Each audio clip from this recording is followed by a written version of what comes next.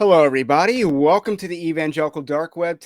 Today, we have a special guest, John Harris. This is not a live stream for once that I'm doing an interview, but a pre-recording. So we do hope you stick around. John Harris is the host of Conversations That Matter and author of a couple of social justice books as well that I'm sure he'll have a chance to plug. And you should check out his content. He does excellent content. He's definitely one of the earlier voices to speak out against social justice in the church.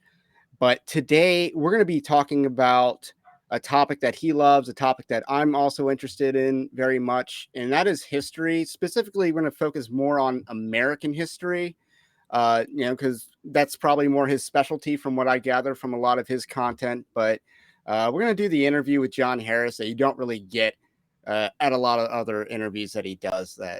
That's my intention for this interview. So, but before we get into that, if you like the Evangelical Dark Web, least you can do is subscribe. The intermediate thing you can do is check out our newsletter, which goes out pretty much every day because we have at least one article every day, it seems. And the most you can do is subscribe to our Patreon-like system at our website, evangelicaldarkweb.org/join. All this is linked in the description below. It's a Patreon-like system. We don't use Patreon because they censor, and so we built our own. So with that said, let's kind of dive into this interview. John, you said on a recent interview that I saw that something to the effect that the American church has seen worse days. So I would like to kind of touch up on that. If so, do you stand by that, or was I correctly assessing what you were saying? And if so, what days has the American church seen that are worse than today? Well, first of all, Ray, thank you for inviting me to your podcast. I appreciate it and love the work that you do as well. I've referenced your website when people have asked about certain things, and you have things very itemized. So bad actors in the church who are pushing the needle in a leftward direction, compromising theology. So I appreciate that, all the work that you've done. As far as the question you asked me, I'm not sure exactly what interview it was, so I don't know the context of where I Berean said that. babes. Oh, okay. Wow. Okay. So I don't remember what I said and what she asked me, but so was I specifically talking about the American evangelical I think you're church? talking about like today, the church in America has seen worse days than we're currently facing right now. I think you said something along the lines of that. If so, what would you say are the low points of American church, of the church in the United States? I don't know exactly what I was thinking when I said that. I might have been, I might have meant to say, if I said it incorrectly, that the church as a whole, from its inception, so for 2,000 years of history, it has seen darker days in many ways. And that's probably what I meant, because I was thinking about probably early church persecution and what happened during the Reformation. And in American history in particular, I mean, there certainly have been times in which believers or different sects of Christianity have been persecuted to some extent. You think of the early American colonies and how Baptists were treated. In Virginia, you were fined if you did not, if you didn't give to the state church, which was Anglicanism. If you, I mean, there was a level of persecution depending on the region you were in. If you were in the Massachusetts Bay Colony and you deviated, depending on how far you deviated, you might get kicked out of the colony, like a Roger Williams or an Ann Hutchinson. So there was certainly less religious toleration. That changed, I think, that mostly in the South, that changed at an earlier period than it did in the North. But eventually it became, by the time of our War for Independence, there was a lot of religious toleration in the United States. You still, in like 9 of the 13 colonies, had to be part of a state church in order to hold office. And I think Massachusetts, at that time, they were still taxing their residents to support the church. But things were moving in a direction where sort of this bland general Christianity was the tone. And we've seen, I think, compromises in the church, certainly since that time. I think the Second Great Awakening, what's referred to as that, was a time of great compromise, especially where I live. I live in New York, and there's a region in New York just north of me called the Burnt Over District. It's mostly the Finger Lakes area. And the reason it was called that was because there were so many revivals in that area that it was burnt over with revivals. It was just people going, it was the fashionable thing to do, to go to these rallies. And they were big emotional affairs. And of course, that's where Charles Finney had a lot of You're right. impact. But you had a lot of cults coming out of New York as well at that time. The Mormons come out of New York. Jehovah's Witnesses later on come out of New York. If I think about it, I could probably come up with other examples. But there certainly was a dark time, in my estimation, even though everyone would have said they're Christians, with the compromise going on with theology, with it being so watered down. And we're dealing with the consequences of that today. Of course, in New York, it's mostly secular now. But depending on what era you're looking at in church history, you can, even in the United States, you can certainly find an ebb and flow. During the Civil War, there were these great revivals that happened. And they happened in both the North and the South. I think they were probably more potent in the Southern armies. And it kind of, even though the South would have been a fairly Christian region, it made it even more solidly Christian. And we still think of it as the Bible Belt to this day. So we're dealing with the effects of history, and what happened in certain regions didn't happen the same way in others. So as far as dark times, I don't know that we've ever seen what we're seeing now, though. Even the fundamentalist modernist controversy, that did not affect, I think, as many people, as many denominations, organizations, churches as we're seeing right now in this woke downgrade, if you want to call it that. At least you had the fundamentalists saying very clearly during the modernist controversy that what was happening was wrong. They stood against it. There was a clear delineation. I don't see a clear delineation today, hardly at all. You could probably count on one hand the amount of big name pastors who are taking a stand. And even the stands most of them are taking are not the most clear. They're not willing to necessarily name names. They're not clearly identifying why social justice is wrong. They might have a sensibility about it, but I don't see a lot of leadership. I mean, I can think of some guys that I think have done a good job or a better job, and I'm very grateful for them, like Bodie Bacham or John MacArthur. But I mean, that's 1 in a million right there. So I think we're in the darkest days, personally, for the church in the United States right now. Yeah, because a few years ago, I think I wrote an article back in either 2017 or 2018 probably, but it was about 2017 and kind of like the state of the church in America. And in 2018, I'm like, it could go either way. We're in this kind of holding out period. We're not sure whether it's going to get better or even worse.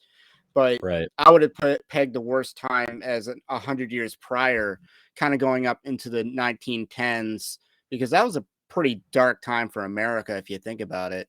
Just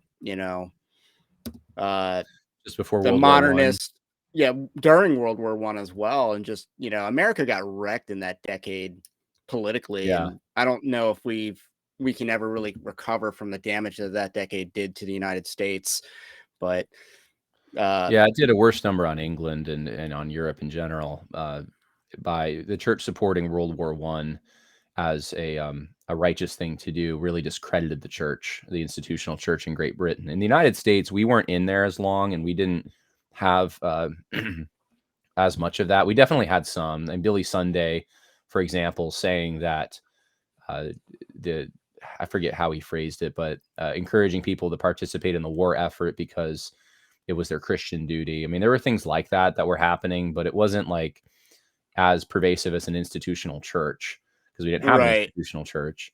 I guess the modern equivalent of that is like all the church saber rattling over Ukraine that you see on like Christian Post. Yeah. But, which I think America, went into World War I under highly dubious circumstances, because I believe the official reasoning had more to do with the Zimmerman telegram, which it sounds pretty fake on its surface. Yeah, I the don't know Zimmerman how note. Yeah, it sounds really and fake. Like the yeah. idea that the Germans would ask Mexico during a civil war or very shortly after a civil war. Mexico was a failed state during World War I, to attack the United States seems pretty fake to Yeah, me. I think, I mean, World War I, we could talk about like the geopolitics of it and the foreign policy, I think as far as though the church is concerned, you're right in that the social gospel was a popular thing. This is right after Rauschenbusch The had written Rockefellers were funding it for decades at this point. right. Rauschenbusch's books had taken off, and he was even writing during World War One, but his popularity had already started, and so there was a battle afoot. But I think that's the reason I say today's darker was because at least to back then there was a battle. You had R.A. Torrey publishing the fundamentals, and they were clear. I don't know if you've ever read portions of the fundamentals, but they're really good as far as very clearly defining what's the gospel, what's the current threat to the gospel. Of course, Machen was just a seminal figure who was also very apt, able to theologically identify the problems that were approaching the church. That we don't have it today. That's the problem. We're leaderless. I think if we weren't leaderless, we wouldn't have this problem as much, but we just are. We have to face the music. That's the truth of the matter. The leaders that we do have that are really spot on and good tend to be at lower levels. They're not national leaders. They're leaders of local churches, and there's faithful local I churches mean, out as there. large as it gets is John So, MacArthur. yeah, that's about that's your ceiling pretty much. Uh, and like I said, there's Vodi Bakum. I mean, but even, I gotta be careful even how what I say, because I don't want to unfairly criticize people or ministries that are doing otherwise good work. But I've said this before. If you are, if you're like battling on, let's say the prosperity gospel front, which is a front that we need to be battling on, and you're ignoring the social justice threat, and you don't see that as a priority, and so you're gonna sidestep it. You won't invite people to your conference that have gone too hard after it. You want to still kind of make nice with people in that camp. You want to attract the followers of woke preachers. Then in my opinion, you're compromised on a certain level. And I would say conservative evangelicalism is largely compromised. I'm talking about the non-woke on our side. There's a business model. There's an institutional model. There's an unwillingness to rattle the cage too much. We really need people who are willing to say what needs to be said, name names, compare things to the truth of the scripture, that aren't into the politics. The politics is insane on our side, as well as the other side, but our side is very focused on who should and should not be listened to by those in the pews. And really what we ought to do is just kind of let the market decide that, if you will. Let people decide who they want to listen to, and let's just judge the pastors and Bible teachers by the Bible standard. Just use that as your guide, not Yeah. petty I things, not I think associational things. ironically, we are a hierarchical people. We need kind of a hierarchy. We shouldn't. I don't think we should need this Well, unbiblical hierarchy is category of a inevitable. hierarchy, Yeah. but we require it to do anything. And politically, we need a leader to do anything apparently. And even Well, the as issue far as isn't so much opposing, even, yeah, the existence of hierarchy, but on what level we require a hierarchy. We have to have a yes, president. It has to be a central hierarchy. It has to be at an upper level. So there's less allegiance to our local leaders sometimes as there is to those on a national level, which actually makes no sense and can't be sustained. The people we don't know, we give more faith, we put more faith in and give more money to sometimes than those that we know in our backyards, who are doing good work. And so, that's why one of my messages has been think local. If you want yeah, to actually change, you and have to think on a local level. yeah, I've been writing a lot about that in a upcoming book that I'll announce soon enough. So, are you public school or homeschooled at all? Well, so both, because through high school I would have been homeschooled, but Okay. I went to community college and then state college, and then I went to two Christian universities. So I guess my public school would be that time in my undergrad years, if you want to call it that. But like through high school, I was homeschooled. And you got to imagine, like, I don't know how much history classes you have to take to get an undergraduate degree. Maybe one or two. Oh, to get an undergrad in history or to a general? No, no, general. Uh, yeah, I don't think I had to take any for my I AA I at all. didn't because I had AP, so that might Right. be the reason why, because that counts as an arts or humanity credit. So you need more of that wide category. But I guess a topic that I want to touch on right now is how little history people are actually taught in schools. Yeah, not So, much. I mean, if um, my experience is any determiner of that, I would say I ended up getting an undergrad in history, but even with that, I think I only had to take on an upper level like 4 or 5 history courses. It wasn't all that many, even, and that was yeah, a history you strike me degree. as the kind of So guy that had to go out of his way to learn history, not just yeah, within school, but I also did. outside of school. Yeah, I didn't learn hardly anything in my undergrad when it comes to history. And I actually didn't. I haven't taken a history class since high school because I took APs. But I can tell you pretty much everything that we were taught. World history is such a high level, but in public school education, you don't learn Roman history. Pretty major, pretty seminal for Western Yeah, so you're civilization. you're not required to have Western Civ then. But you you start out with, in sixth grade we did ancient history. Well, where does ancient history end? Rome, theoretically, right? But you don't get all the way through the end of the curriculum in a course of a school year. And that's the biggest problem with history classes in public schools. They don't get through the curriculum. So there's these massive gaps in what people are taught.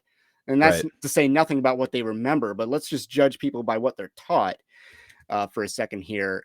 And they're not taught Roman history. Then it's medieval history in like seventh grade in Maryland. And right. medieval history starts post fall of Rome and then goes forward. So there's gaps there as well. And then American history starts so far back. You're going to learn like all the different tribes and areas and stuff like that. That if you get past the Civil War in an American history class in,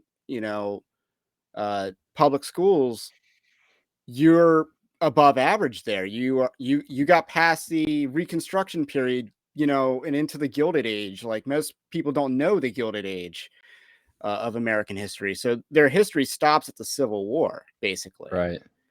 And the only 20th century historical event that's taught in public schools, and probably every single public school in the United States, the only 20th century history that's taught is the Holocaust. And that's why we have Godwin's law. Everything goes back to Hitler because that's the only history Yeah. people know, and they don't even know it well. So, Yeah, I mean, history, today is mostly a sequence of cherry-picked events and people who can be used to propel a political agenda today. So it's not about actually learning, in a way that confers identity, so heritage or facts and the experimentation of history, where we can actually see ideas and policies work their way, and actions work their way through a people, so we can avoid the mistakes and copy the things that were good. None of that is part of the historical education today. It's purely a political thing, and so I'm actually positive about students not learning history, as weird as that sounds, in public school, because I know what they're going to get is going to be garbage, and it's not going to actually bring them to any good places. It's supposed to serve as a way to persuade them to vote for Democrats, basically. That's how I view it. And I don't say this as just someone who is spouting off. I mean, my brother's a history teacher in the public school system. I mean, I know kind of how, from just talking to him, how it works, at least in my state. I know that, I mean, my experience I had, even in community college, I could already see this happening. And there's the testimony all over the country. We actually have a chapter of Moms for Liberty. The leader, founder of it, is at my church. I mean, it's disgusting what's happening in the public schools. So it's, as much as I think people need history for a variety of reasons, I don't want them learning from these Marxists. yeah, I think So, you got a point there. And, for the record, I had really good history teachers. And, one of the things that I did was I did an independent study. It was supposed to be on the Arab Spring, but it really turned into a contemporary Middle Eastern history, which, is really fascinating, gets you really informed on a lot of what goes on in the Middle East. And, this was pre ISIS, but I knew what ISIS was. I'm like, this is the mhm, main Syrian rebel group, is the Islamic State. So right. I was able to really do that. And it's because you study the history of all these movements, and it ultimately culminates into what we're seeing today. But Absolutely. you're definitely right. I think What I spend my time on YouTube watching, you know, I do watch yours when I need to get stuff done for my day job. But yeah, I watch a lot of history channels on Mm. YouTube. I watch a lot of history videos. YouTube has some excellent resources that are just far better than anything you'll get on television or in the classroom. Yes, and then I watch like history documentaries on YouTube, and then I watch one on Amazon Prime, and it's just like the YouTube did it better, Yeah, and it no, was that's shorter. typical. Yeah, the nerds, if you will, are much more. They're much more just knowledgeable, and because they're interested in the subject, they're also much more exciting to listen to, and they put more excellence into Yeah, their was it work. the American Battlefields YouTube channel or American whatever? Battlefield Trust. Yeah, like Yeah. they sound enthusiastic when they're talking about what they're talking about. So they do some good content. But uh, Yeah, I would listen to reenactors over professors any day of the week and twice on Sunday. They're just far more, in general, knowledgeable about the events that they're covering. so I guess the next topic I want to talk about is something that you said recently. But I wanted to ask, how did New England go from Puritan to Unitarian? Well, that. Oh man, that probably has multiple answers to it. It happened very quickly. In fact, contemporary accounts that I've read say, I think I'm remembering one. I think it was Julia Ward Howe or her brother. I forget. Lyman Beecher. It was Lyman Beecher, but um, the testimony was that essentially it happened within a period of about like 15 years. It was very quick that congregational churches went And without the Unitarian, internet, and and yeah, maybe without with the internet. newspapers. I mean, they had newspapers, yeah, but Yeah, maybe they had newspapers, but it was probably a lot more the effect of European higher criticism. There was two different reactions to it. The South, in general, instituted William Paley's apologetics curriculum to combat European higher criticism, and they had colleges. Contrary to popular belief, actually, the South before the Civil War had more colleges. It wasn't many more, but they had, I think, one or two more colleges than existed in the North. And a lot and of per Southerners, capita, that's significant. it's very significant. Yeah, yeah, less population, more colleges or institutions of higher learning. A lot of Southerners also went to the Ivy Leagues, like they just ripped down a few years ago. I remember John C. Calhoun. I think his name was on a building or something, but he went north for education. That was a very typical thing. If you're military, you went to West Point. So um, there was a split in the country where Southerners tended to go in one direction and Northerners tended to go in another. And the question is why? Why did Northerners so readily adopt the And just put a year European on higher this for the criticism? audience. What You're talking about the federal period mostly. I mean, there's overlap. It goes before and after to some extent, but you're talking about like 1800 to in a broad. We're talking broad here, right before the Civil War, so 1820s, 1830s primarily, and it was probably between 1810 and 1835 when Unitarianism really gained a strong grip in New England. It was happening before that, but it really like went on steroids during that time period.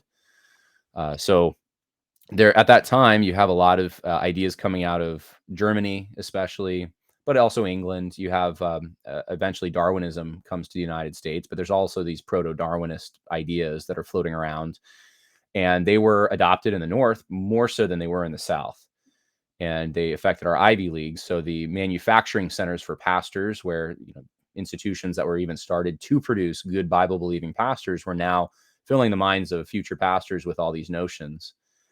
You had a system. I mean, Jonathan Edwards complains about the halfway covenant, where you have all these unconverted people that are members of the church, and that creates a lot of confusion, I think, and probably to some extent help this whole process happen.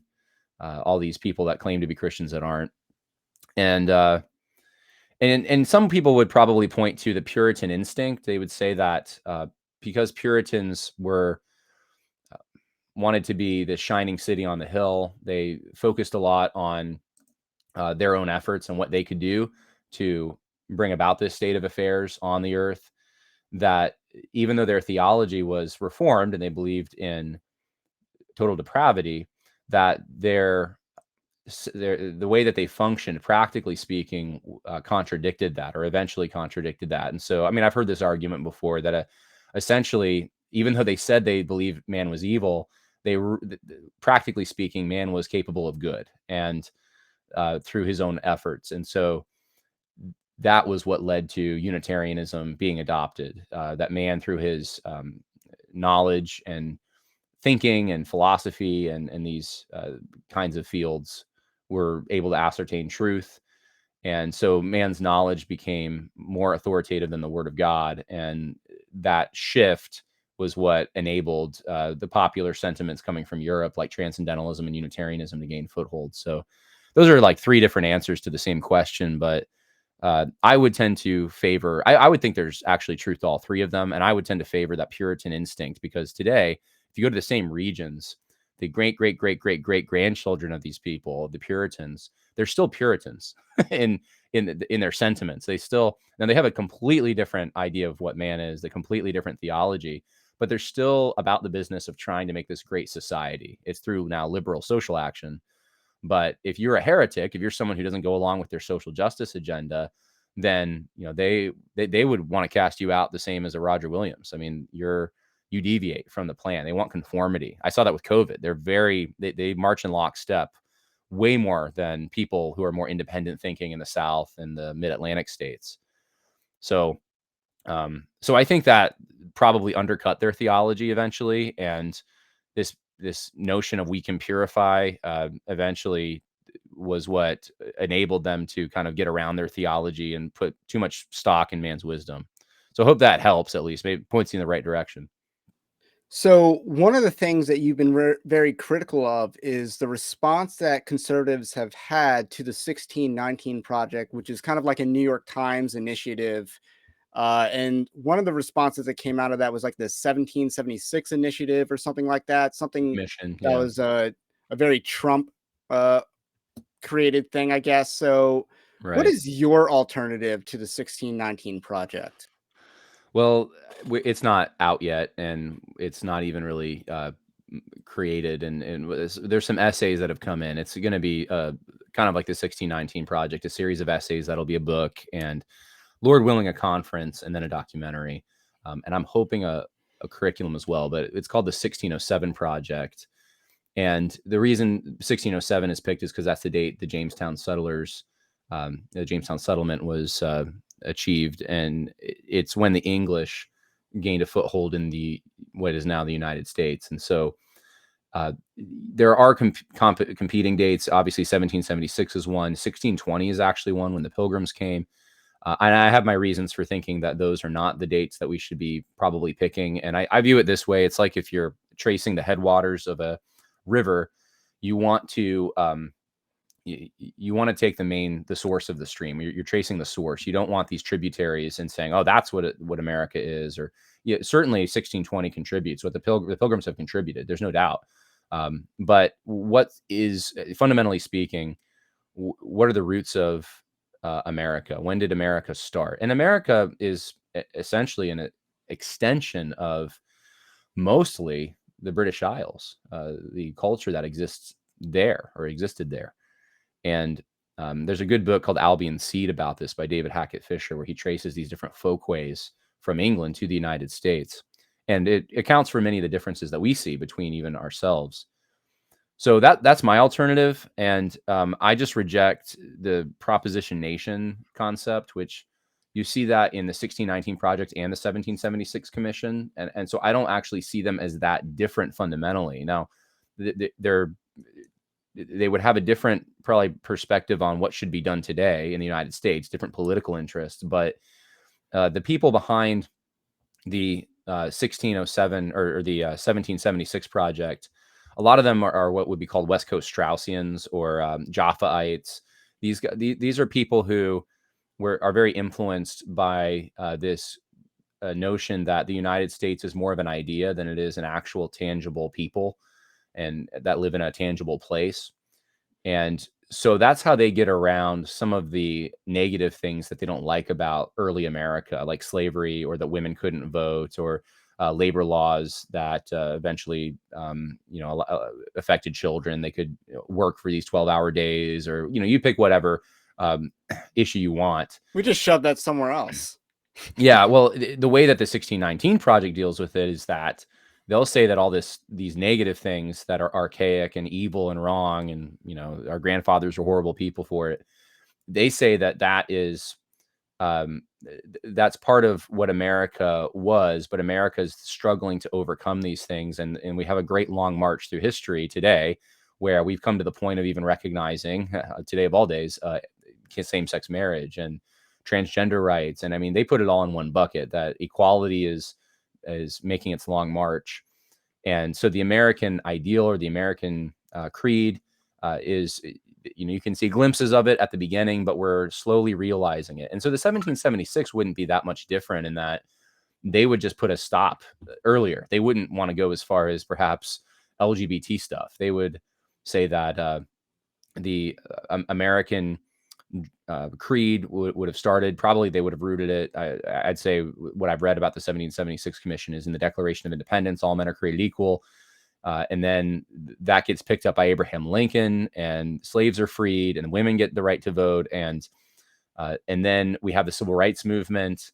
And so Martin Luther King Jr. almost becomes a proto founding father in this scheme. And so does Abraham Lincoln, when they don't really belong historically and sequentially. They don't belong in that category at all. Martin Luther King Jr. is probably the most cherry-picked figure in American history. We really cherry-picked what we think he believed. Because, I don't think that the letter from a Birmingham jail and the I Have a Dream speech are really a good summary of his beliefs and ideals. And they're certainly not really where, when he was assassinated. They're not comprehensive. Yeah. It's not a fair summary. So I mean, certainly the I Have a Dream speech is one of the most important speeches in all of American history. There's no doubt. But Martin Luther King Jr. himself was, had Marxist sympathies. Right. Was, as far as, from a Christian standpoint, obviously a heretic on multiple levels. People don't even talk about his ecumenicism, really. There's multiple things he said that were just not in accordance with Orthodox Christianity. And his character, of course, is also very overlooked. But my point, though, is in a few years we'll figure out what was in those tapes, because I think they're going to be that's right. Eventually. My point, though, is that he's not a proto-founder. He's not someone who took Thomas Jefferson's ideas, and Thomas Jefferson's smiling in his grave, realizing MLK has finally achieved what he couldn't in his lifetime because of barriers that existed. Thomas Jefferson would not have. I mean, King would have been a foreign. It would just been so outside the scope of what the founders would have thought at the time that they existed, that it's not even worthy of putting the two in the same category, really. But that's what the 1776 Commission does, because they're committed to this concept that America is also just an idea. And it's a universal idea. It's a universal cry for freedom, liberty, equality. And this is an idea that we've exported to the rest of the world. We can make Iraqis little Americans if they just adopt our notions and the foundations of our government and democracy. They'll become just like us. And it's so foolish. It's a lot of the structures that we have in our government they're the way they are because we inherited an English common law. We inherited the centuries of fine tuning, of tradition, of biblical principles being distilled and then applied. And if you ignore that process and say you can just go plant it somewhere else to a people that's not ready for, or not, it just doesn't suit them. It doesn't, Muslims in the Middle East, you're not going to get America by just planting democracy and watering it. And that's one of the failures we've seen, is trying to nation build with this idea. You don't get little Americans by adding a little democracy and freedom or something. Yeah, I don't get the concept of let's build another nation at our expense rather than build our own nation. It's just that's a really anti-American thing. But they would say no. They say you're anti-American because America's an idea, and it's the idea of freedom. Or if we got to fight them over there so they don't fight us over here. But yeah, the Taliban didn't commit 9/11, and we spent 20 years fighting them. Yeah, it's a weird thing too when you're a Native American, not in the sense of indigenous person, but you're someone who's born in the United States, and yet you're patriotism or your Americanness, that uh, identity you have, is questioned if you don't go along with stopping the spread or joining the The war current effort, thing. or yeah, that's what it means to be an American now, is to obey orders and And to it's so believe in ironic to equality. see people with Ukrainian or Israeli flags just say, question the Americanness of someone else. It's like, no, if you have another flag in your bio, I don't care what it is. You're doing Well, Americanism wrong. both sides do it too. Both sides will question whether you're an actual, real, authentic American. I saw this. I went to CPAC. What was it, 2020? And I remember I walked in and it said America versus socialism. That was the theme, or I think it was socialism. Yeah. And I'm like, I mean, I get it, I guess. Like, socialism is not something we want in America. We don't want those set of policies. But if we become socialistic, then are we not America anymore? Like, we just cease to exist. I mean, is California then, because they're socialist basically, are they not American? The Um, USSA is what we become. yeah, it's like if you're born here, if you so it's this is a complicated thing, and that's why I think ideology is so simplistic. It's like you're either for freedom or you're against freedom. You're either for equality or against equality. 1619, 1776 can both wield this politically.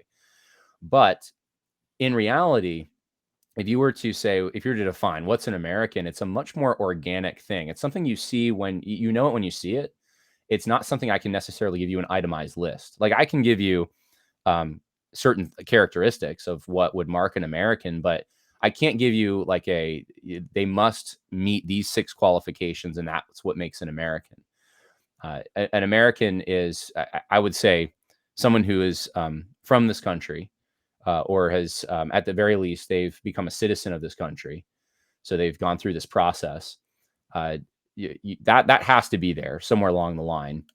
Um, and so they're in a region, they're part of a people, but beyond that, what are the characteristics of that people? Well, traditionally we would say, well, they have a Christian belief system of some kind, whether they're actually Christians or they just respect they're cultural Christians, they respect the mores and the laws that we have based on Christianity.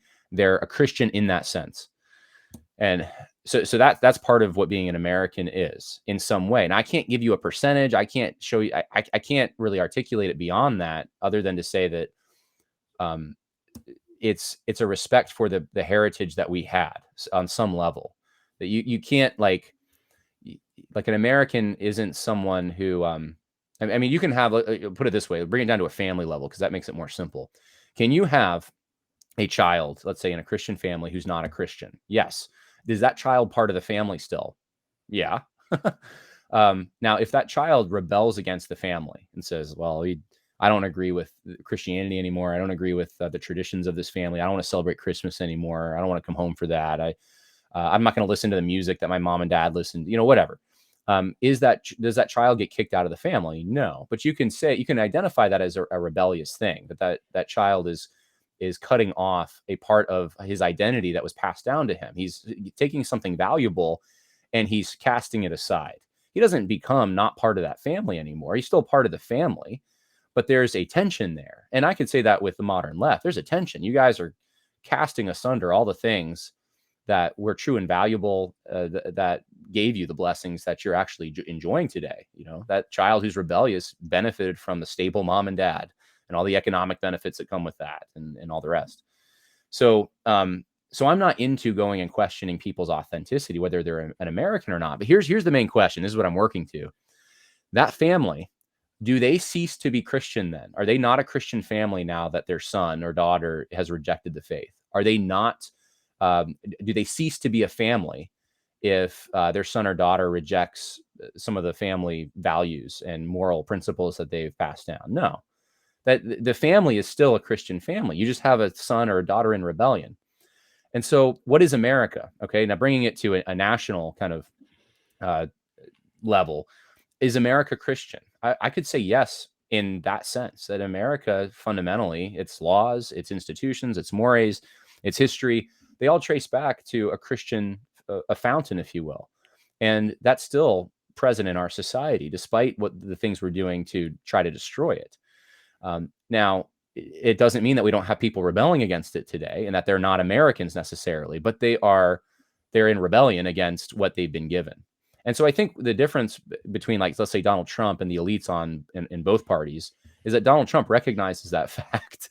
He says, he started off his campaign with, "We're going to say Merry Christmas again," right?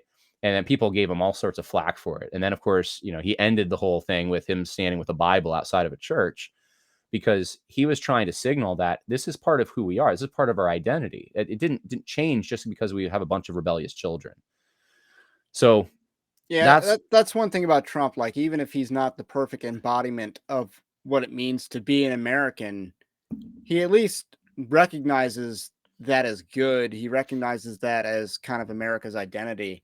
And I don't really have a doubt that he loves America, even if the 1776 commission or whatever is not the best way to solve the tangible issues that we're seeing. Trump is not ideological. He's not. Yeah, He's got guys around him that I don't blame him for having, like, West Coast Straussians running a lot of his, I'm trying to even think of who I'm thinking of here.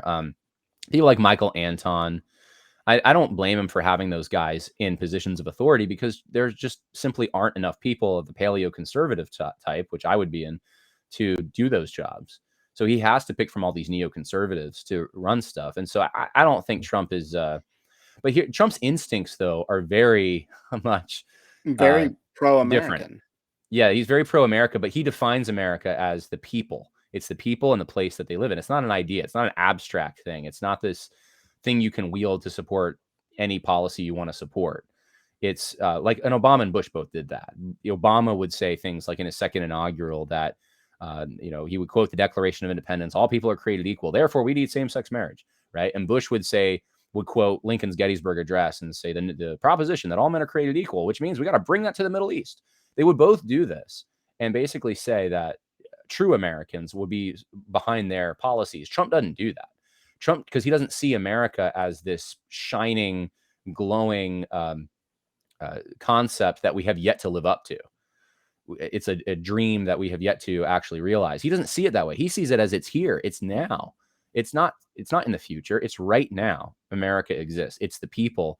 And we don't need to fundamentally change anything about this country. We just need to make it great again. It's already here. It's already a good place. We just want them to be successful. The people who tangibly live here, the people that it's their birthright to be here, those who have lineage going back, who have come here and gone through an assimilation process, who have been grafted in like an adoptee, those who are respectful of Americans' institutions, history, religion, etc. That's who Trump sees as these are the people that are American. And that's so different. And I don't think people see it all the time. But it's the reason that the elites, I think, hate him more than anything else is that. And so I would say I'm not like a big proponent of like involving Trumpism or Trump in the 1607 stuff. That's not why I'm behind that. It's more, I just see Trump, though, as someone who deviated from the standard modern interpretations of American history and what America is. 1607 being Jamestown. And I believe Glenn Beck has the whole 1620. He chooses that. Or That he probably uses sounds like him. The Puritans as the founding of America. And he kind of views it as a tension between Jamestown and Plymouth Rock, which I don't think is a natural reading of American where the Pilgrims history. are trying to go, right? Yeah. They're trying to Virginia. go to Jamestown. They're trying to go to Virginia. They just got lost. They got a storm that, pulled them off course. So there's not like a huge tension. If you read like William Bradford's journal and, there, you don't see this tension there. I mean, they wanted to be part of what was happening in Virginia. I would say that, Massachusetts Bay Colony, which the Pilgrims eventually, they kind of got eaten up by. In fact, Massachusetts Bay eventually kind of ate up New York City. It was Puritans that kind of ate up, they moved into the Dutch colony. And that was very multicultural, but then it became majority Puritan. And so there is sort of this northeastern, there is a difference between the two regions. And early Americans all could see the differences. Some would say it's the Cavaliers and the Puritans. Some would say, it's different. It's other factors. But there are, in that sense, there have always been, at least broadly speaking, two Americas. David Hackett Fisher would say it's more than that. But and this gets into another territory where I would say We're a federal republic. That's what America is. And that's what I think focusing on Virginia and Jamestown, it gives us. 1619 And was the date. what Go is ahead. the alternative to a federal republic? A democracy or Well, something? all these terms are floating around. So the argument right now, this crisis of identity or whatever is, you have a nation, and it's used interchangeably with the word country. We have a country, we have a nation, we have a democracy. These things are all used interchangeably by the modern elites. And I would say, I think accurately speaking, from the inception of our country to now, we have a federal republic. So we have states that are sovereign. We should. I don't think that's the case as much anymore, but we should have unique regional differences based on that, unique ways we're governed because of the different states we live in. And then we're a republic because we send our representatives to a central location where they make decisions, and they're supposed to be decisions that are primarily based on foreign policy and interstate commerce. The federal government's really not supposed to be, or the national government, general government's not supposed to have jurisdiction really outside of that. Of course, that's been inflated, ad infinitum. Necessary and proper clause has been greatly stretched. Oh, sure, yeah. I And the mean, interstate commerce clause, I think, is the other one that was super yeah, stretched. those are the two main ones. But so I would say that's what a federal republic is. That there are distinct differences, and that makes um, that gives you flexibility to have actually multiple nations, multiple identities within the same federal republic, which is, I think, what we have. If you travel to Seattle and then you go to Auburn, Alabama the next day, which I've done, it's two different worlds, and you wonder to yourself, how can these people be in the same country? They speak the same language, kind of, but that's about it. Like, they're maybe some of them trace back, they have similar lineage, some of them, but I mean, even that's probably suspect in some ways. There's various immigrant groups that have gone to the Pacific Northwest and other ones that have gone to the South. So they're just a different people, though. They politically, it comes out very predominantly, but you can see it line up in religion. You can see, you could probably take a whole bunch of even cuisine. I mean, they're very different.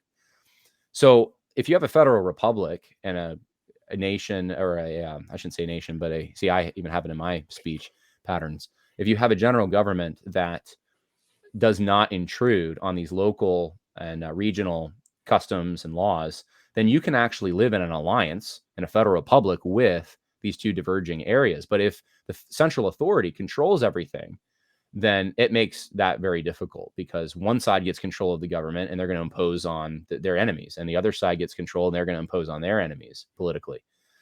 So I think ideally, and what the founders set up, was a federal republic and George Washington said in his farewell address, he said, look, in our federal republic, we are bound together. And he even at that time, they're debating this concept of what makes us are we one people? Are we multiple peoples? And Washington tries to bolster up this idea that there's one people based upon the fact that they have similar heritage going back to England, same language, and same religion, and same traditions. So he says this in his farewell address, but this is the same Washington who, while he's in the War for Independence, he goes up to New York and he basically says, yeah, all these people joining my army from Massachusetts are really trashy. and he doesn't really care for them too much. It offended his Virginia gentlemanly sensibilities.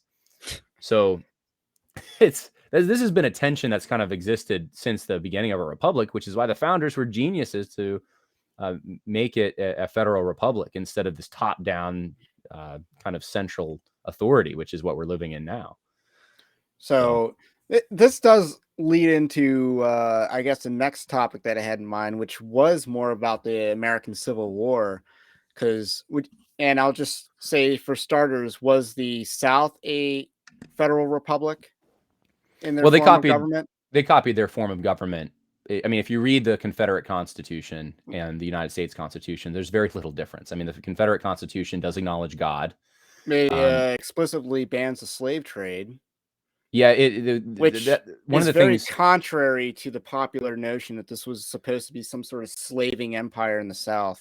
It protects the institution of slavery from the central government imposing on the states, but and a lot is made of that today, that, oh, it's a slave constitution. But really, from the perspective of those who crafted the document, they weren't saying anything that they didn't believe the United States Constitution wasn't already saying. This was just Right. federalism to them. So states could Yeah, ban. I originally wanted to write about the Confederacy in that light, and then I read the Constitution, like, it doesn't support this hypothesis that it's a pro-slavery document. It doesn't the reading Yeah, of no, the it's not. Confederacy It's Constitution doesn't support that. Yeah, because you have to have a modern state assumption, which is we're Right. horribly guilty of presentism, where we read back our present So, ideas into the past, and that's what's happening with I that. I guess the hot question I wanna ask you is, what is the most misrepresented view you have about the South and the Confederacy? Because this is what people go after you for. Yeah, But some people do. Yeah, it's one of the things. It's the most misrepresented view about the South. Well, so if you're talking about the Confederacy in particular, so a period of time when the South seceded and formed their own general government separate from the North. It's hard to say because there's so many misconceptions, but I think we just touched on one of them, which is that this was the whole intention behind secession. Actually, I'll say this: what I've told students before is that you have to make a lot of um, distinctions when you're studying this era of history. We don't do this with other wars. Take for instance World War I, which we discussed at the beginning of this, or World War II, or even the War for American Independence. We don't look at those things and say, well, it's just one thing. It's one cause. There's you read the Declaration of Independence, you see, wow, there's a lot of different things that factored into this, and most wars are like that. They're complicated, except when you get to the American Civil War or the War for Southern Independence or the War between the states, whatever you want to call it. There's an official dogma today that was entirely related to the institution of slavery. The South wanted to preserve that institution in memoriam, and the North wanted to, because of the goodness of their hearts, destroy the institution. And they had the betterment of the slaves in mind when they went down there and invaded. And what I would say is that if you make distinctions and realize that the reasons that the Upper South seceded are different than the reasons that the Lower South seceded, that secession, the motivation behind that and the motivation behind going to war are also different motivations.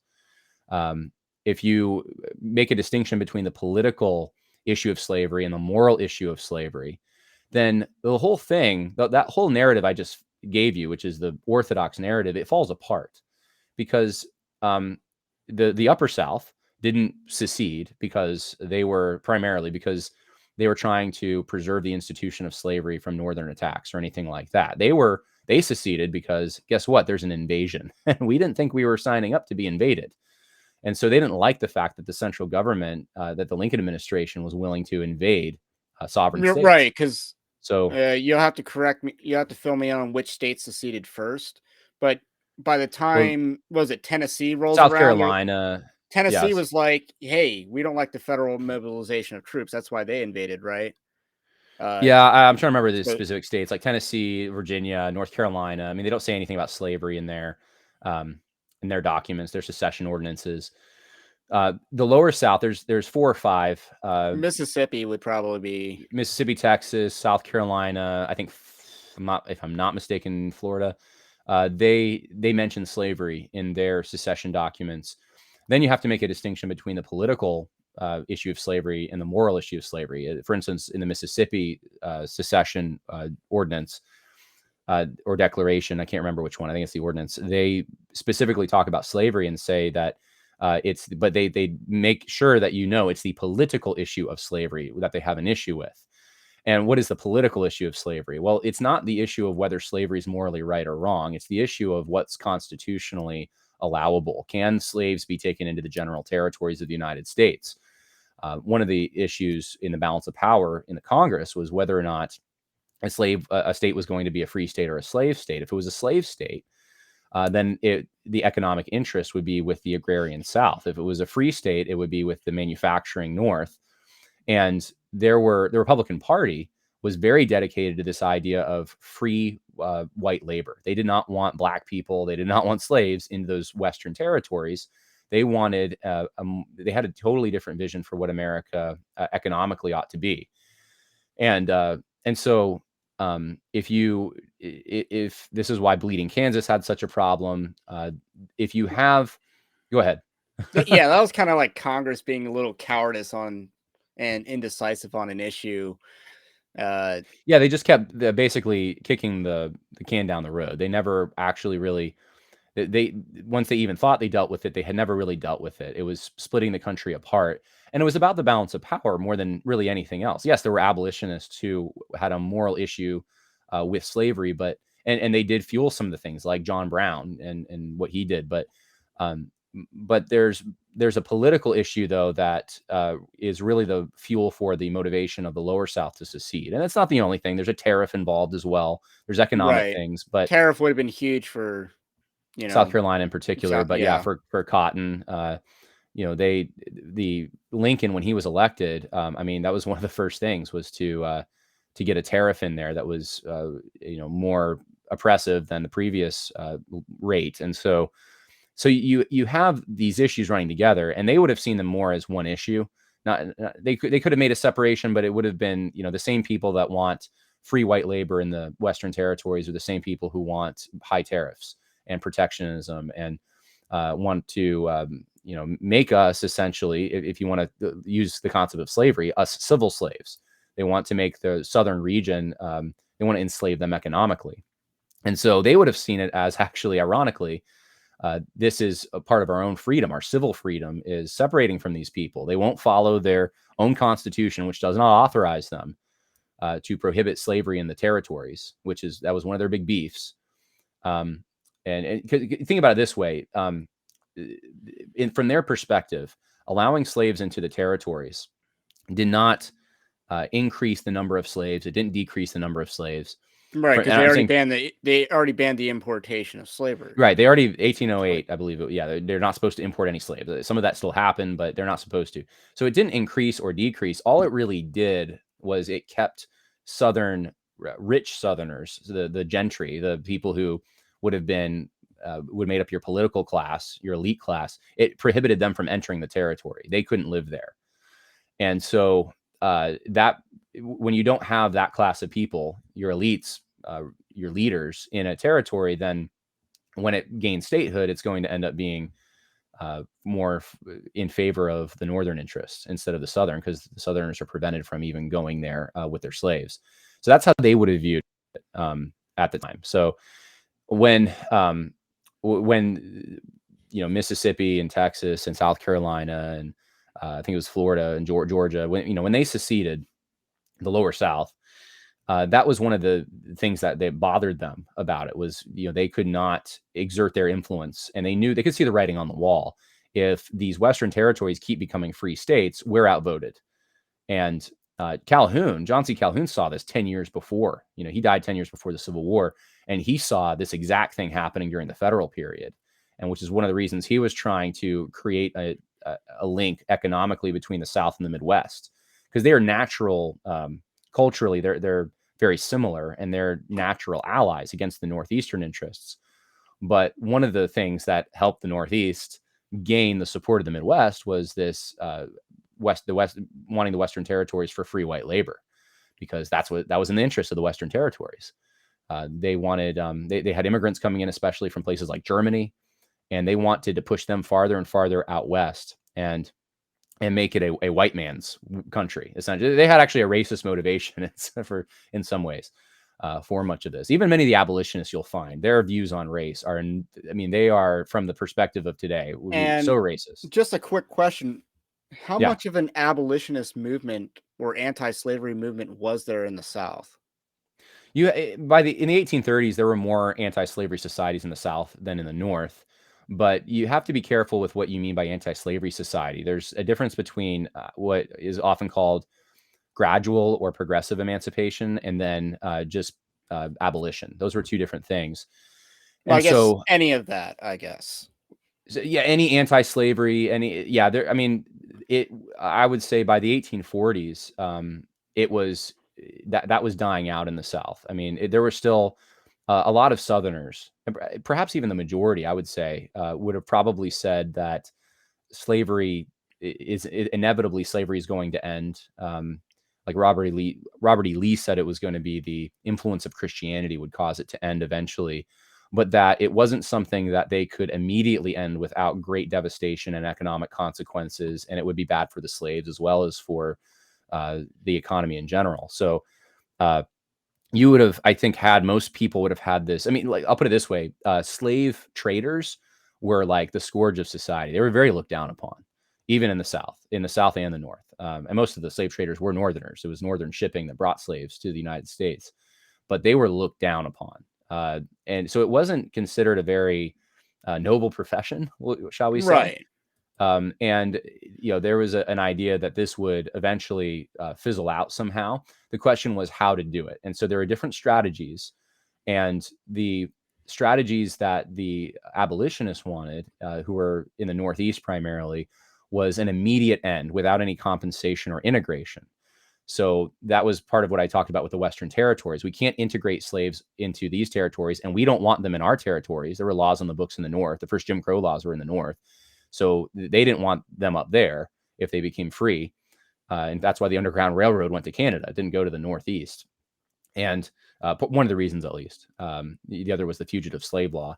But the Northeasterners, they didn't want to compensate what they had made a profit on, because it was the Northeastern shipping interest that made tons of money off of slavery. And then they got rid of their slaves gradually, but they did not want the South to do the same thing. They wanted to As in, immediately these those. boats would have slaves on them working the ships, is what you're talking about? Well, I'm talking about the Northeastern interests. The shipping industry was primarily located in the Northeast, so the main slave ports would have been places like uh, in Rhode Island and Massachusetts, Boston, and New York Harbor. These are where the slaves would primarily come in. And yes, the ships did go down to places like Charleston, but it was Northern ships primarily that were making that voyage. So, if you start at the beginning of the supply chain, it's people, obviously, it's tribal warfare and so forth in Africa. But the The first white Woman people, King. yeah, that's not accurate. But the first people that are, that are invested in this are Europeans, or in the case of the United States during the federal period, Northeasterners. In fact, the American flag was even hoisted up atop slave ships that weren't American to prevent the British from commandeering the vessel and returning the slaves, because it would have been they weren't allowed to do that. So that's another thing people don't understand, is that was a big there's a lot of resentment, I think, in the South for that, when Northerners would paint the South as this horrible place where slaves were mistreated all the time, and that characterized the institution, and it was like a harem. The slave master was just constantly having Right. sexual, and as if this was characteristic. Sally Uh, Hemings is every slave. Basically, yeah, that was, every plantation was this way, by people who hadn't really even been there. Harriet Beecher Stowe had never been down there, and so they're writing these travel novels of places they haven't been. And they gained a resentment from it, because they said, "Listen, you are the ones. Your society is the one that sold them to us in the first place, and to our planter class." So again, we're getting into an issue that's very complicated. It I is think, very complicated, but in the grand scheme of things, like, the amount of Southerners that owned a slave was not very large proportionately. yeah, it was, I imagine it was a 90-10 principle or an 80-20 principle, in terms of 80% of the slaves are owned by generally, they'll, 20% of the Sons of Confederate slaveholders. veterans will say things like it's 5%. Of the 5% or 6% of slaves that ended up in the United States, those who in the South, and there were actually still slaveholders in some of the northern states, by the way. Maryland still had slaves. Right. Parts of Kentucky still had slaves. I mean, there was a few states that still had slaves. Washington D.C. still had slaves during the war, but predominantly it was in the South. And 5% of the people, the white Southerners, but it's probably a more accurate metric to take families. And so of the families, that per a family, it was like 15% of families, something like that, owned slaves. So yeah, it was a minority of the Right. And I people, guess but the other thing to take into consideration is, if the treatment was as bad as, as depicted, there would have been more slave uprisings. well, Historically speaking, Rome would have been like your worst. If you've ever heard of Spartacus, he was part of, I believe, the third Servile Rebellion. yeah, So not even the first two. So we didn't have that in the United States. John Brown would probably be the most famous example, Nat Turner is probably the most he famous. killed a black person, I believe. Yeah, John Brown, I don't know if that's considered a slave uprising. That was a I know, but failed. he tried. Yeah, he tried to do He that wanted though. one, yeah, and it didn't work. They didn't really side with him. Nat Turner is probably the most famous case. There were actually a few attempts. Yeah, Um, there are, but it seemed like they were like murder sprees. yeah, they were not anything like what you're talking about with Spartacus. It didn't catch on like Yeah, that. It was, a lot of it. This is one of the fears that Southerners had about abolitionist literature because during the postal crisis, and there were two of them. The South was flooded with anti-slavery abolition pamphlets, and some of them would actually encourage slaves to rebel against their masters and do these kinds of things. And that's why Virginia, even when they were on the precipice of allowing, uh, of being more lenient with slavery, they vote, let's not let them read. And today it sounds so horrible, and I would obviously disagree with that. I think it's wrong, but from their perspective, they're thinking, man, if they read these abolitionist pamphlets that are coming down here, and these abolitionists, they even had missionaries that would come down, and they said they're going to preach the full gospel, which meant rebel against your master. We're going to have slave uprisings. So there was a fear in the South about slave uprisings, but you're right. There weren't the best time for a slave uprising would have been during the war when all the men are out fighting on the front, fighting battles. And a lot of these farms and plantations are being taken care of by the slaves. And you didn't see uprisings, which is, you got to we figure had the out Free why State is of that? Jones, which is a movie based off a true story, but that's about it, It's right? somewhat mythical though. Yeah. There's a good article on the Abbeville Institute did a whole thing on that movie, and it's not accurate exactly, but um, I mean, there are, you could point, even that is not, it's not anything like what you would expect. If, eh, well, like, as you said, if they had an opportunity and if the conditions were as, horrific, then that would have been the time And the to do it. South, by So, the end of the war, would allow slaves to earn freedom through service. yeah, too late. By the yeah, too late, too 1865. little, too late. But by the end It of the was, war, they did, Robert E. Lee wanted that for a while. He thought it was a great idea to give slaves their freedom in return for fighting for the Confederacy. And because there they had a were, numerical disadvantage, they among did. other reasons. And there were already slaves who were fighting. They weren't perhaps official, Right. members of the army, but you look at like Confederate reunions and you'll see black people in the pictures. You'll see, um, I mean, some of the most famous soldiers with Nathan Bedford Forrest were his slaves that he freed, and they were savage. You know, Holt Collier, where we get this concept of the teddy bear from, because he was the one that took Theodore Roosevelt as a guide, and they found this teddy bear, and or he had a teddy bear tied up, and Theodore Roosevelt said, "I ain't going to shoot a teddy bear that's tied up." That was Holt Collier. He was a famous hunter in Mississippi, but he was fighting with the Confederacy, and he was with his master. So there was a lot of that happened. So, They would receive, some of them, pensions, even from the Confederate, from various state governments. But yeah, that's not. It kind of pokes an eye in the narrative, and so that's the kind of history that ends up getting covered up, unfortunately. And it was late in the war, but I think there should be some credit that the moral will. This is the key thing here. The moral will to get rid of slavery did exist in the South. and the fact that Um, they prioritize independence over slavery yes. to the point where they would allow slaves to earn freedom through service. The question was how. The question was how. Right. And that was from the time of Thomas Jefferson, who said, "We have the dog by the ears. We don't know what to do with him." That was the question. How do we get rid of this institution? We have no And easy way out. this is not even close to the issue of abortion where we could cut it off and that would solve a lot of problems immediately. Oh, no, no, and A- that's one of the big And mistakes of the pro-life and especially the abolition movement right. is They want to equate abortion they to the slavery, constantly and it's just no. Abortion's it actually way worse, in my opinion.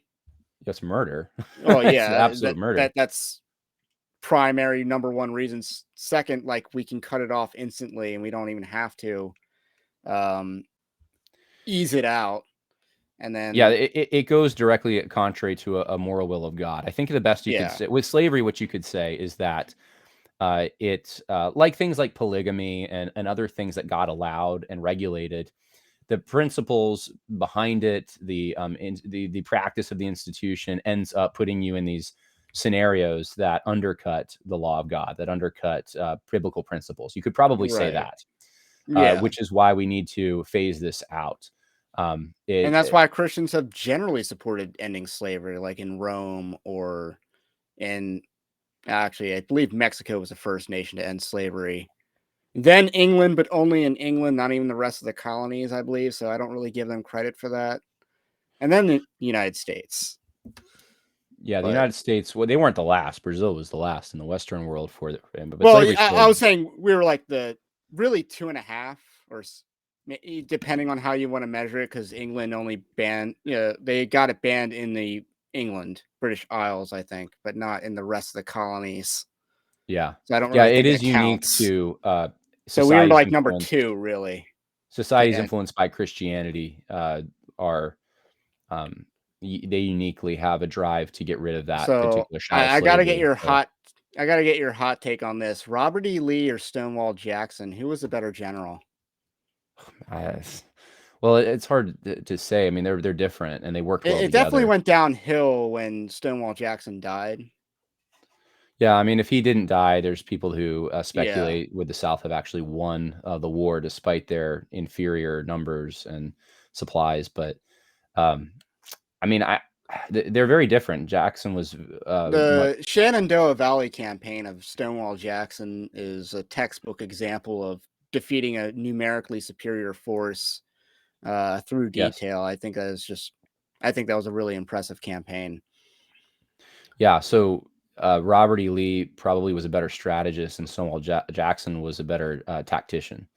So strategy being this kind of you can look at all the chess pieces on the map and Right. make kind of big decisions and determinations of what direction you need to go versus kind of zoomed in on the minutia and what do we do in this particular scenario in this battle. Stonewall Jackson was just very aggressive, very fearless. He inspired his men and just, I mean, the men loved him, even though he's really weird. Honestly, he was he was an unusual character in many ways. Robert E. Lee was, they were very different too, in the sense that Robert E. Lee was this Anglican kind of gentlemanly figure, where Stonewall Jackson was more of a Scotch Irish Presbyterian, just, kind of more aggressive, more, Robert Lee had a lot of self control, I say, and they both did, but they're just different personalities, and that kind of showed itself out on the Yet they worked battlefield. exceedingly well together, They did, as you yeah, kind of alluded to. they did, they did. Yeah, the Northern generals were generally not as good. It's hard to even look at, which I mean, general was actually Grant's the one. Grant would probably be their best general, Yeah, there's but an effort right now to kind I of don't think make he's him better than either of those two. Uh, no, not even close. Lee or No. Jackson, like no one really I don't think most people consider him a top two general in the Civil War, even if he is the eventual face of the Northern Yeah, I mean, side. his strategy was generally we have a superior force, go. So I mean, that's it's the only strategy he needs, it's but all he needed, yeah. But I'm not gonna say he was a bad general. no, I don't think he was a bad It's general. If you want to look at bad generals, you look at everyone that was before him, except maybe Burnside, yeah. Hooker and all these other people. But who would you say is the best general in American history? Robert E. Lee probably is. I mean, that's what Winston Churchill thought. He thought that Robert E. Lee was the best. I don't remember if he said world history or American, but I mean, um, world history, like I don't. I mean, I'd probably say Julius Caesar. yeah, I mean, Uh, Robert E. Lee's though. And I think what Winston Churchill said, he's the best military mind that the West or the English speaking peoples have ever produced. I believe that's what he said about Lee. So Anglo American, but I would say Lee. And in American history, yeah, I would say Lee is probably your best general, even though I mean he lost the war, but if you look at what he had available to him, he did wonders with. Yeah, he's not an Erwin Rommel, who I think is highly overrated. I Oh don't think he well, was a very good general, in my opinion. He lost in Africa. He took a vacation during D-Day, which was ill-advised. yeah, Like, supposedly you don't. suicided himself, but probably was assassinated, right? Yeah, no, I think he had the option to suicide with honor, or Right. That was it. Yes, I it remember that. was that. But I think he was overrated. Like, I don't see him as the at respectable adversary that he's kind of gets painted. But Robert E. Lee would be your textbook example of like great general on the other side of the war, and that's why the North wanted him, right? Yeah, So he was given the opportunity to command the Northern Forces, the Army of the Potomac, and he declined. So, I and mean, that's one of the first things round that, draft pick, holds out for his home team. It's yeah, basically people like Alan Gulzo, I don't know what it is about them. I mean, he's been kind of supported by Big Eva. He's written for Gospel Coalition, and I'm trying to think. I saw him. He was on a podcast not too long ago with Kevin DeYoung, but he is just, he thinks Robert E. Lee was a traitor to his country and all this. And I'm like, and this is again presentism. This is taking assumptions of the current day and imposing them on the past. From Robert E. Lee's perspective, when he lived, it was a federal republic, and a loyalty to Virginia was of a primary concern over loyalty to the general government. And so he had right. to be with his people, and that's a noble thing. And that's something we need to get back to, is figuring out who are your people. And you can't help but pick your families, right? They're there. You're born into a family, you're born into a society, and it could be good, it could be bad, it could be positives and negatives. No matter what that is, I don't care if you're in an urban area, I don't care if you're black, white, Asian, purple, I don't care whatever you are. I think it's good to reflect on who are your people.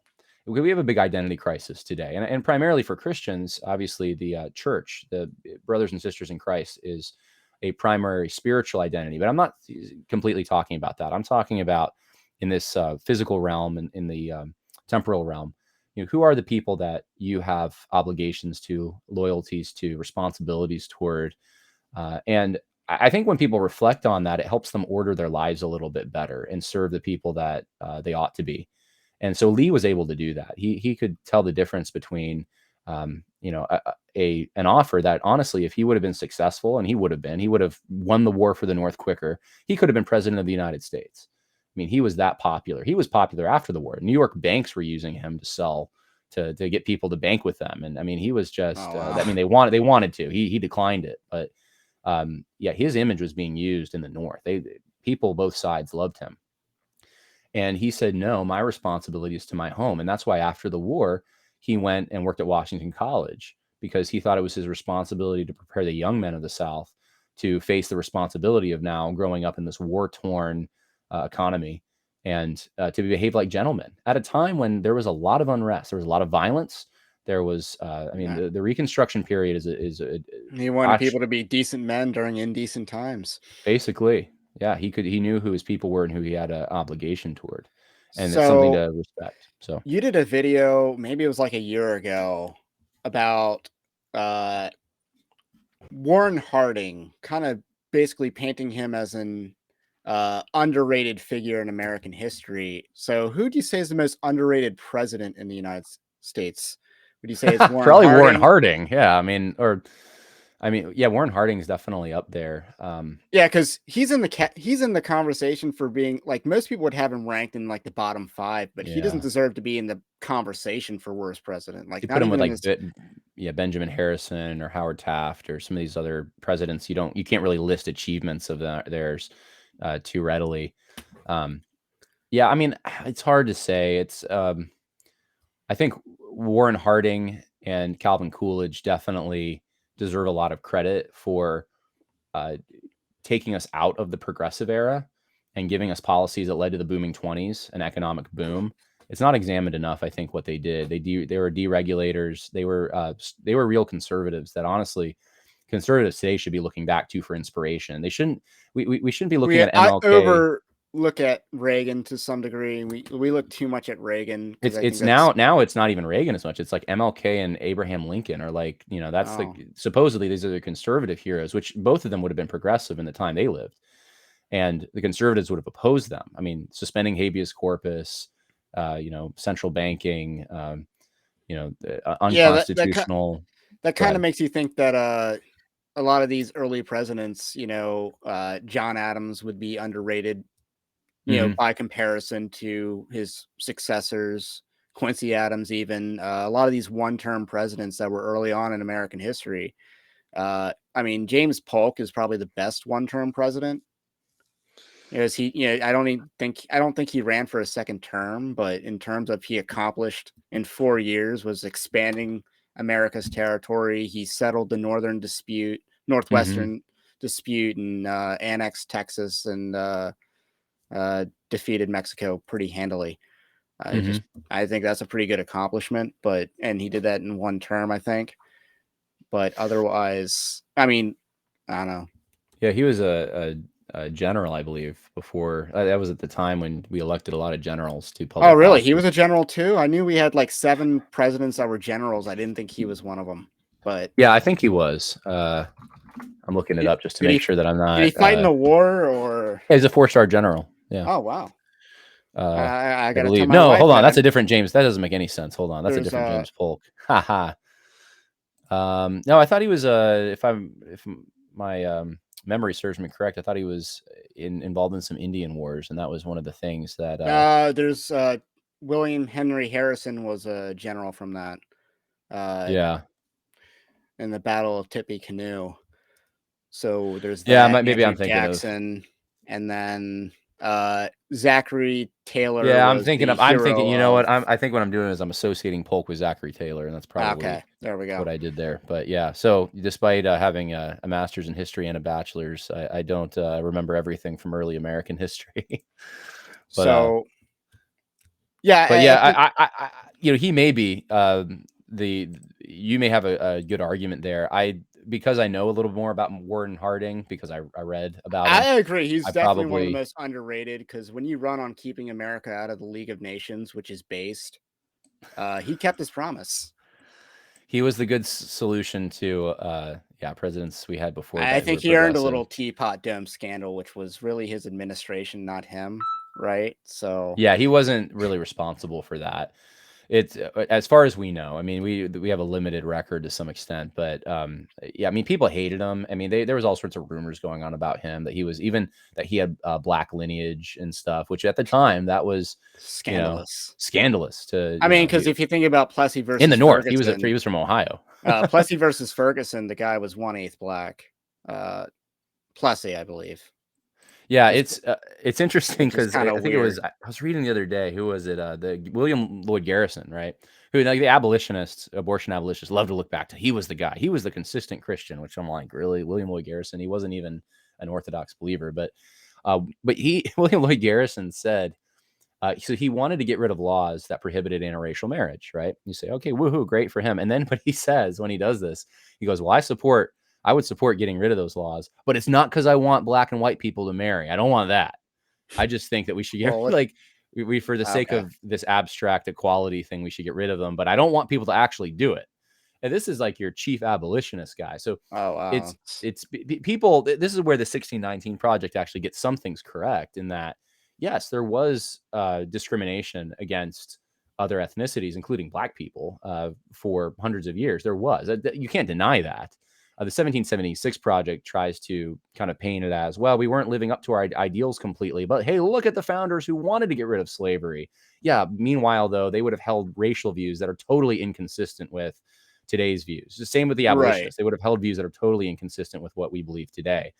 So that's where I'm with 1607. Like, I'm not into sugarcoating that stuff. I think you just tell the story, and Yeah, then exactly. you can look back and you can say, hey, isn't it great that we built up trust between these different ethnic groups, and that now we've come to the point that we're at, or as the case may be, now we are devolving, but we can at least celebrate some achievements here, and not because of some ideal.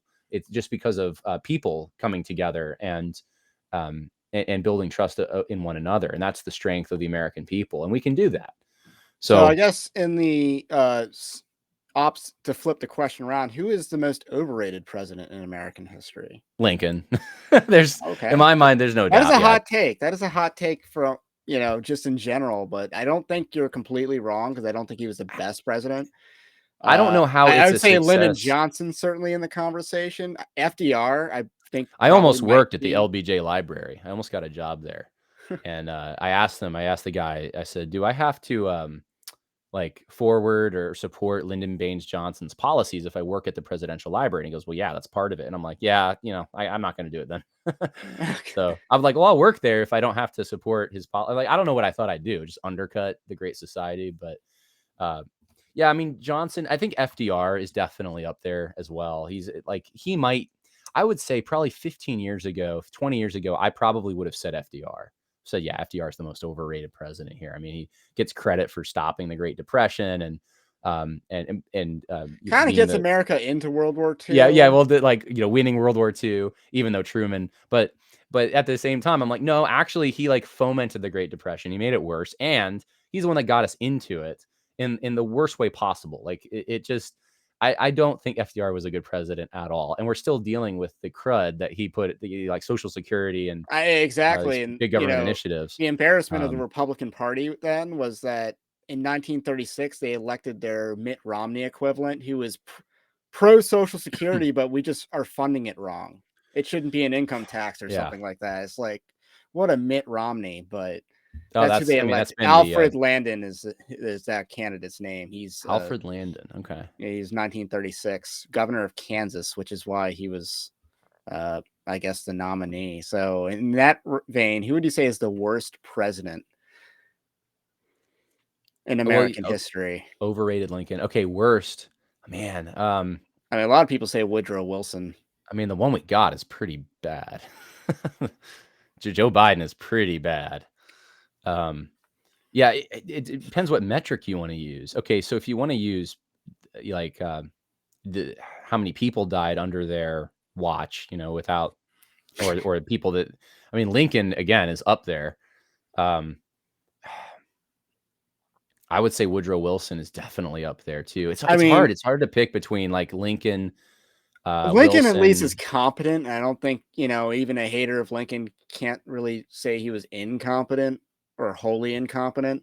I don't know if He was a incompetence good lawyer. So, I mean, he was a decent lawyer at least. So, like I yeah, don't know, Joe Biden's administration, I don't think is necessarily incompetent. Jimmy Carter's would probably be incompetent. if And you're then you got measuring it by competence, then yes, I don't think Lincoln's yeah, not at the top of that I one. don't think it's the best metric. I mean, Woodrow Wilson's just classic example, I guess. So, this is the metric I But think of, but like who expanded government the most and ripped up the Constitution? That's how I think of it, the worst president. And so Lincoln definitely is up there because he got the ball rolling in the worst way in this. And I mean, some people point to Jefferson and the Louisiana Purchase. Some I people think will the point to, Louisiana Purchase was within the government's power. Like yeah, I think you so too, wanted him actually. to solve an issue. Like that's a national security thing. You just prevented any war with France. You eventually would allude to the Monroe Doctrine, which would Hmm. succeed him, but you just did that. Dinesh You D'Souza expanded American has territory. That's a good ha- thing. yeah, I wouldn't I'd put Jefferson as one of the best. I think the Jackson gets a bad rap today because of Dinesh D'Souza in conservative circles. Jackson was based against central banking and then is on the $20 bill. So I don't know if that's a Yeah, no, I divine don't agree troll with or like there's certain things with Jackson I think we could disagree with, but it's a mixed bag with Jackson, and he was I wouldn't say that he was anywhere near the worst. So I would say let's do it a tie with Lincoln and Woodrow Wilson, and since Joe Biden hasn't finished out one term, let's just say Barack Obama. Let's say those three are tied. I'm going to say Woodrow Wilson. I mean, the progressive amendments just destroyed and wrecked America. They were like the Taco Bell on steroids and cocaine on our system. I Yeah, but I don't know about the 14th Amendment. Due process or the incorporation rather has I think that has been the death knell. That's where I'm gonna weigh it against that. And I know Lincoln But wasn't the even president, after the but Civil War, America yeah. had good times, good presidents, and then underrated presidents. Cleveland was an underrated president. Grover Uh, Cleveland, yeah, yeah. yeah, You think so? underrated. Yeah, I mean, for a Yeah, Democrat, well, the Democrats weren't the same. Grover I Cleveland know was they weren't the probably the same, last but conservative Democrat. Yeah. He was. He would have been a conservative Democrat. So I guess flip the question around. I think this one might be easier. Best president, because I would say Thomas Jefferson. Uh, Uh, yeah, I mean, it's you want to say Washington just because I think he's that's like a the best classic all around example, guy. but He's the best American hero. But as his far 8 as years as president, I don't think were. yeah, it was a lot of conflict. He was kind of he got under the Hamiltonian influence too much. But I think Jefferson is definitely in my mind up there. Especially, I love the fact that his disregard for the Supreme Court is just classic in my mind. I love it. Wait, are you talking about the Madison? Well, there's Marbury Madison there, but no, Yeah. Jefferson, like, Jefferson just disregarded what, like, if there was a decision they made against him, he just didn't care. He's like, ah, they're the Supreme Court. We don't care. And I just, some of the quotes that when the Supreme Court overplays their hand on something, they always like whip out Jefferson quotes against the Supreme Court. That's not the main reason though. I just think I mean, Jefferson was his philosophy of government was more based in states and local authority and control, and he was agrarian, and so I mean those are the things I think I like about him. some things that come to mind: Louisiana's Purchase. I'm higher on presidents that expand America's borders. So he just doubled the size of America in a good way. So Louisiana Purchase, that was a bargain, way cheaper than fighting a war over Hmm. that. And then the Barbary Wars. Barbary Pirates, yeah. That's a huge accomplishment to say that we're not just going to pay tribute to these podunk pirates off the coast of Tripoli. And you got the birth of the Marine Corps from that. And so I just, you're standing up for America there. So that's great. And otherwise, yeah, again, I think he was a Hmm. pretty good president otherwise. But isn't it funny that most people's answers for the best president would come from generally your first 7 presidents? Hmm. I Yeah, so, mean, yeah, or it's I almost mean, like it's gone downhill since then. Lincoln gets a lot now Was he? too. Reagan, if you're a conservative, can get a lot. I think Reagan was a good president. But I don't think most people would consider him the best, even on the right. Yeah, So, but many, I guess Washington's your most popular answer. I think he's the Jefferson only might be the. president I have a picture of in my office is Reagan. I think But that's Jefferson's probably my answer because I want to be a little bit contrarian. But yeah. I mean, I like people I'm related to. I like Zachary Taylor, 'cause I'm I, related to him. he's underrated. He's a very Trumpian figure because he kind of wrecked the political party in the process of becoming president. Yeah. Hated by both sides, but kind of loved by the people. I think War Jefferson Davis married his daughter too, if I'm not mistaken. married Yeah, yeah, Taylor's Zachary daughter, Taylor's not daughter. his Yeah. own daughter, because that would be weird. No, that'd be really weird. Yeah, if you really want to be based, you just say Jefferson Davis was the best president. But yeah. I don't know much about his presidency, to be honest. Well, there was a war and they lost, Yeah, and yeah, yeah, I mean he wasn't. He had good and bad points. If Calhoun was still around and was able to be president, it would have been much better, probably for the South. But Davis is I don't know. He's a remarkable figure in some ways. He's somewhat innovative as far as like um, his problem was this was his problem in his cabinet was there was so many competing interests and he did not know how to make like firm decisions to reward some and and punish others. and He he had a just time limit because of the he did. imminent And threat. but figure out like how you would govern if you were immediately cast into a war situation, and it's not easy. So you have to give him that. But yeah, so yeah, I think we're pretty similar. Jefferson, definitely. I'd say Harding's up there in my mind as well. I think Grover Cleveland was a good president. I think, yeah. Um, I guess in the modern day, probably, you know, people are gonna be probably. I'd have to flesh this out too much, but Trump might be up there in my mind, even Trump's easily the best president of my of my lifetime. lifetime. Yeah, there's no doubt in my mind of my lifetime, he's the best president. And even despite the things I disagree with I him wish I very was a much on, higher bar, but that's you right. know that's the lament. It should be a higher bar, but Yeah, he, yeah. the only time I set the bar low is limbo, in the famous words of Michael Scott. But Trump just walked over us like one of those kiddie hurdles or whatever. It was a very low bar. Right. So Yeah. it's all downhill or maybe uphill from here. We'll see. So Go to anyway, repent and turn back to the Lord. yeah, exactly. Anyway, I think that's kind of concludes all my questions. I know you gotta head on out soon. So how about you plug some books? Where can people find you? Worldviewconversation.com is my website, and you can go to Amazon even if you want to get books. I sell them. I sell autographed copies, but Christianity and Social Justice, and then Social Justice Goes to Church are both available on Amazon and Barnes and Noble, I think. So yeah. All right. And like I said, if you stuck around this long and haven't subscribed, what are you doing? Also drop the like button because that helps with the magical YouTube algorithms. If you, again, want to really support this kind of content, evangelicaldarkweb.org/join is where you can go to do that Patreon-like system. Have a blessed day, and we will catch you on the next one. All right. Sounds good. Thank you.